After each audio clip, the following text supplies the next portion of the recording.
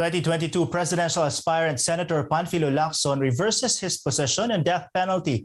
Lacson, who had advocated for death penalty in the past, says he will be withdrawing a bill he filed seeking to restore the measure. The lawmaker notes he changed his mind because of a movie he saw on Netflix. Napanood nyo ba sa Netflix yung The Life of David Gale? Napanood ko yun eh. Yun, aktivista yun, na kung saan sinet up niya yung sarili niya. Hindi siya ang pumatay pero sinet up niya na para ma-prove lang na yung innocent man could be executed. Namulat yung aking kaisipan na mas importante na ma-save yung buhay ng isang inosente na na-convict kaysa doon sa mag-execute tayo ng talagang convicted at talagang napatunayan nagkasala.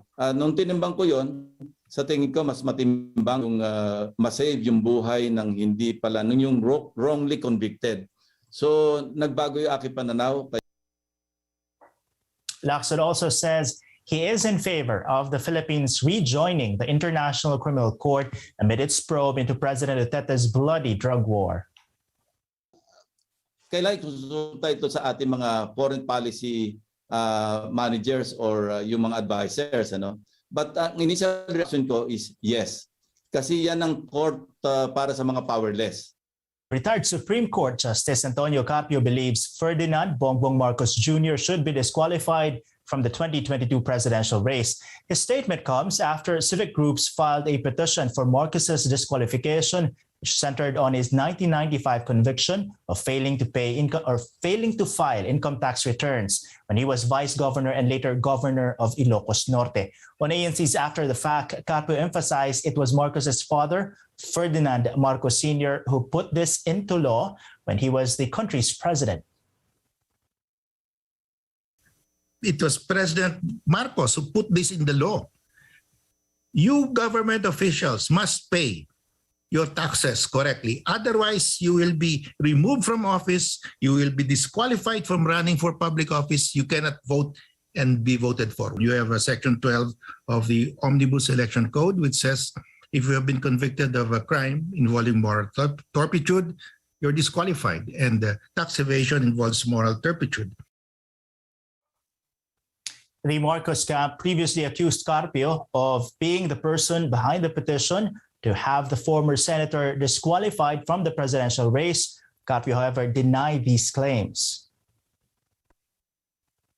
A lawyer of Philippine presidential aspirant Ferdinand Bongbong Marcos Jr. brushes off the allegations they knowingly misused a statement by the Election Commission spokesman in order to downplay an attempt to nullify his candidacy. More from Ina Reformina.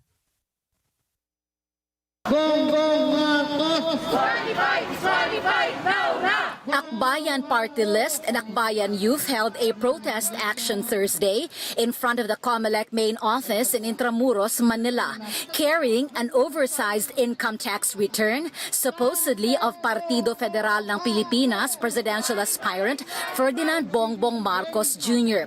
They urged the poll body to disqualify Marcos. Responsibilidad ng bawat mamamayan ang magbayad ng buwis. Si Ginoong Marcos ay perpetually disqualified sa mismong batas na ang pumirma at gumawa ay ang kanyang ama.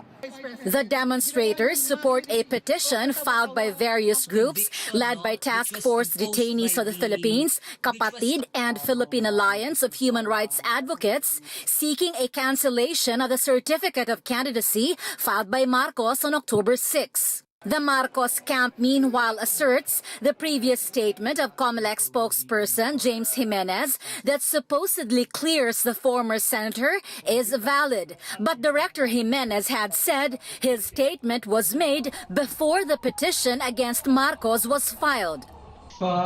He is eligible to run noong 2016 and there are no basis at all to disqualify him or to deny due course to his certificate of candidacy. What difference does it make now? It was valid in 2010.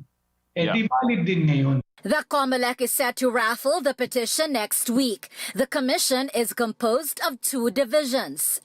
Magkakaroon tayo ng raffle para ma-determine natin kung aling division ang mag-handle ng kasong yon. Expected natin yan next week, no? The earliest could be Monday.